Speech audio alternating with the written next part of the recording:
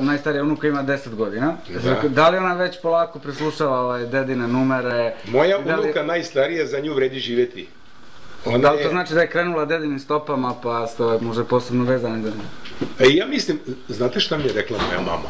Kaže, najstariji unuk je najdraži. Ja nisam znao šta to znači, jel? Kaže, vidit ćeš kad budeš imao.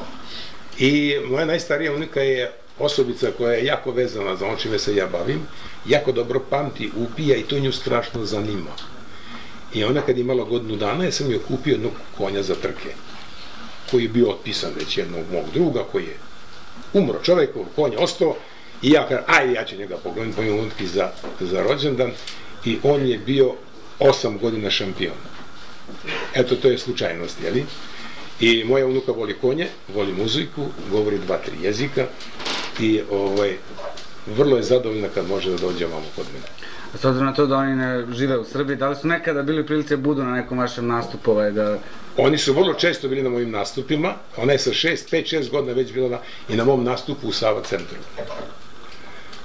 Oni su došli, sa 6 godina je bila na mom nastupu i na to jako dobro pamti, čuvate fotografije, čuvate snimke i ona se fali u školi koji je njen dida i čime se njen dida bavi, onda ja kad odem u njenu školu moram ići da pozdravim, da ljubim ruke svim učiteljicima. To je istina. Još jedno pitanje, ne slavite rođendane, kažete, ali slavite možda godišnjice braka? Ja sam to već zaboravio kad se dogodilo, a i moja supruga to slabo pamti. Sledeće godine 40 godina uskoro, 40 godina uskoro. Mi jednostavno time nismo opterećeni, ali ima oni koji oko nas, Boga mi, dobro pamti, dođu da čestitaju, da se dobro provedu. Preživela su, to je najbitnije. Šta ste sad, recimo, da tih 40 godina vi naučili od vaše supruge? Svašta. Da, ali nešto moraš pitati nju, da je ona nešto naučila od mene. Hoćemo. Da, sigurno. Prvom prilikom kad se vrati. Da. Dobro, orkestar je, pretpostavljam, isti kao i prošle godine za koncert. I ja pretpostavljam, jer ove godine će koncert imati drugi naziv. Ne znam da ko je pratio, svake godine smo imali jednu priču, sličnu, a ne istu, na različite načine.